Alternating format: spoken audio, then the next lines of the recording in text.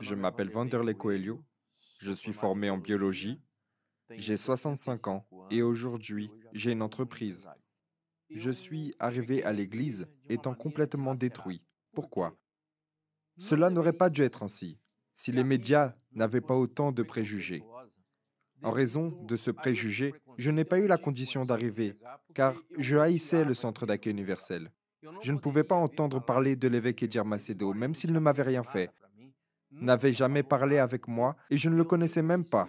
J'entendais juste parler de lui. J'ai vu dans les infos qu'il était en train de voler les personnes, que les personnes devaient payer pour aller à l'église, que les personnes arrivaient là-bas, donnaient tout ce qu'elles avaient pour pouvoir mettre cela entre les mains de l'évêque Macedo, pour mettre cela ici, appelant ça l'hôtel de l'évêque Macedo, l'hôtel des sacs d'argent. Cela, je l'ai entendu plusieurs fois et cela a créé en moi de la haine. C'est arrivé au point où je disais, si je pouvais, si je rencontre cet homme, je le tuerais. C'est une chose que je prononçais constamment. Je suis une personne qui ne va jamais avoir besoin. Mettre les pieds dans cette église. Je n'irai jamais dans ce centre d'accueil universel.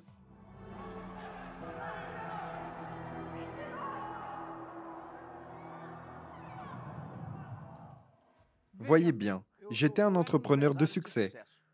J'étais un entrepreneur à succès. C'était un bon cadre, c'était un cadre de qualité, un cadre où j'avais les conditions de m'occuper de mes enfants. Je m'occupais de mes enfants, de bonnes écoles. J'avais une bonne maison où habiter, une bonne voiture pour me déplacer. J'étais religieux, venant des traditions religieuses. Alors, je maintenais ce niveau tout religieux. Aller à l'église, revenir, travailler. Et je pensais que cela était normal. Tout à coup, les choses ont commencé à aller mal. Et même dans mon honnêteté et dans mon travail, tout a commencé à aller mal. Tout a commencé à aller mal d'une façon que je n'arrivais plus à maintenir, au point où j'en suis arrivé à être en faillite, à vraiment perdre tout ce que j'avais, et arrivé au point où rien de ce que j'ai, je n'ai rien contre le fait de laver des voitures, mais un homme qui avait son petit café, sa secrétaire, d'un coup, j'étais en train de laver des voitures dans la rue. Je n'arrivais même plus à payer l'eau, je n'arrivais même plus à payer la lumière, je vivais déjà en location, je n'y arrivais plus. Après la location, j'ai dû être hébergé. J'étais détruit. J'étais un homme en échec. Mes amis m'ont abandonné. Seule ma femme et mes enfants ne m'ont pas abandonné, mais les amis, la famille, frères, tout le monde m'a abandonné. Jusqu'à ce qu'un jour, lorsque je suis rentré chez moi, mes enfants étaient tous en train de dormir. J'ai demandé à mon épouse, qu'as-tu mangé aujourd'hui? Je n'ai rien mangé. Je leur ai donné de l'eau pour aller dormir, car nous n'avons rien à manger. Je me suis dit, je vais mettre fin à mes jours. Et ce fut exactement à ce moment-là, quand ma femme et mes enfants dormaient, que j'ai été dans la cuisine, j'ai pris un couteau. Je ne vais plus me réveiller pour voir encore cela. Et là, que s'est-il passé? J'ai allumé la télé. J'ai allumé la télé avec le couteau d'un côté. Et à ce moment-là, est arrivée une prédication. J'ai seulement vu que c'était un évêque en train de parler. À 1 heure du matin. Vous qui êtes là, qui voulez mettre fin à votre propre vie. Et je peux même voir à travers ma foi que vous avez même un couteau dans la main. Je vous demande, abandonnez cette idée. Je suis resté à regarder cela et me suis arrêté. Je suis resté immobile, je suis resté hypnotisé. J'ai éteint la TV. Qu'est-ce qui se passe? Cet homme parle de ce que je suis en train de vivre ici. Il ne me voit pas, je ne le regarde pas. D'accord. J'ai laissé le couteau à côté et j'ai rallumé la TV. À ce moment-là, un témoignage a commencé. Et il a dit, vous qui êtes là, je suis passé par ce que vous passez. Je donne ce témoignage ici pour l'honneur et pour la gloire du Seigneur Jésus. Et je vous demande d'abandonner cela et d'aller chercher immédiatement, maintenant, hier, aujourd'hui, le centre d'accueil universel, même s'il est déjà tard, mais mettez-vous en tête le centre d'accueil universel. Je me suis dit, je n'arrive pas à y croire. Je n'arrive pas à croire que Dieu existe au centre d'accueil universel, que c'est l'église de l'évêque Edir Macedo. Je n'arrive pas à y croire. Pour moi, c'est un défi. Mais je vais entrer dans ce défi. Alors je vais là-bas. J'y vais personnellement. Car si tout cela est un mensonge, je vais être un homme complètement en échec. Mais si c'est la vérité, je vais être un vainqueur. Voyez combien je ne savais pas comment j'étais trompé par les médias. Car je suis sorti le matin en demandant comme ça aux personnes. Je veux aller au centre d'accueil universel. J'ai demandé à un chauffeur de taxi et il a dit, le centre d'accueil universel de l'évêque Edir Macedo. Il a parlé de cette façon. Vous le cherchez? Il y en a un, mais à 200 km de notre ville ici. Et c'est là que j'ai alors fait un sacrifice. Je lavais des voitures, je devais laver des voitures. Ma famille n'avait rien à manger. Et j'ai obtenu 3,50 €. J'ai pris un bus à minuit, c'était au mois de janvier, très pluvieux. Je n'avais pas de manteau. J'étais pratiquement pieds nus car la pauvreté, la misère était très grande. Imaginez dans quel état j'ai voyagé. Quand je suis entré au centre d'accueil universel et que j'ai vu Jésus-Christ est le Seigneur. Je n'ai vu aucune image, je n'ai pas vu ceci, je n'ai pas vu cela. Le peuple silencieux, tous avec la Bible en main. Et tout d'un coup, un pasteur est venu me parler. J'étais très clair avec lui. Pasteur, excusez-moi, mais je suis venu ici pour rencontrer Dieu. Je ne suis pas venu ici pour discuter. Il m'a dit, Monsieur Vanderlei, êtes-vous prêt? Et je crois que vous êtes prêt. Prêt pourquoi?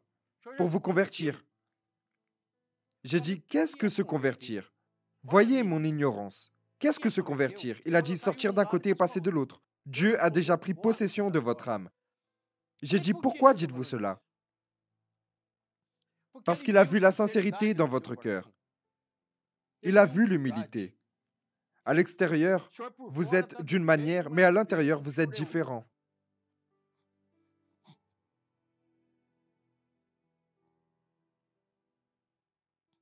Et ce fut ainsi.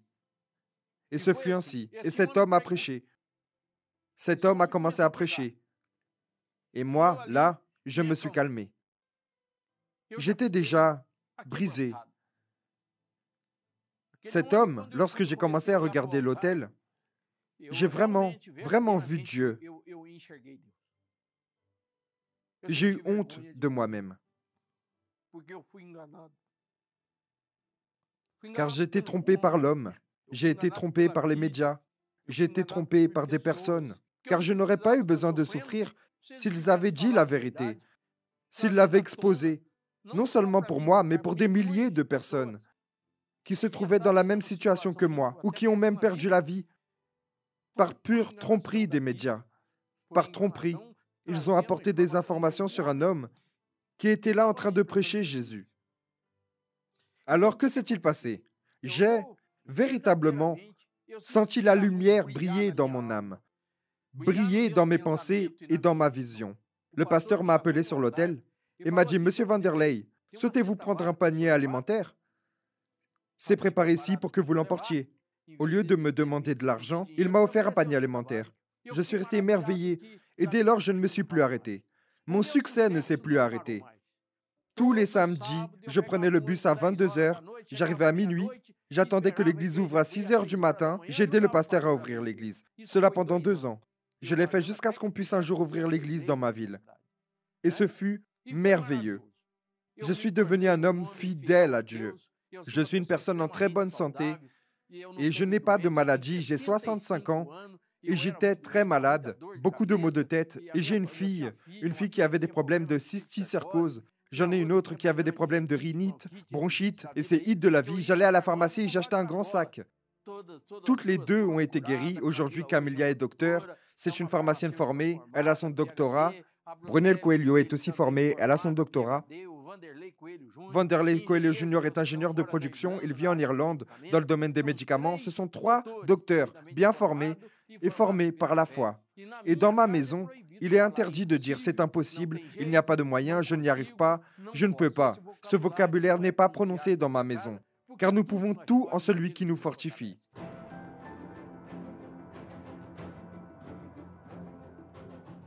J'ai reçu le Saint-Esprit. Je n'ai pas eu de processus de conversion, passer par ceci. Non, non, non. Les personnes prennent du temps, doutent. Je dis aux personnes de ne pas douter. Donne vite ta vie au Seigneur Jésus et laisse le Saint-Esprit travailler.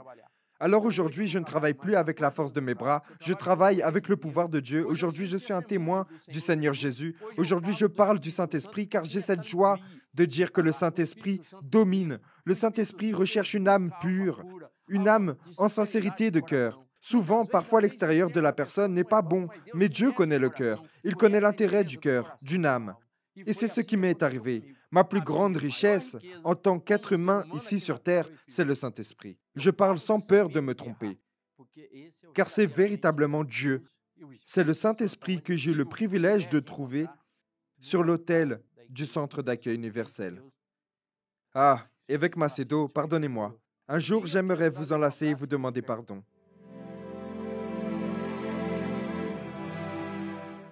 Dans mon parcours, c'est intéressant. Il s'est produit un fait très douloureux. Je suis marié, 27 ans de mariage, mon épouse est allée faire une chirurgie et elle a fini par décéder.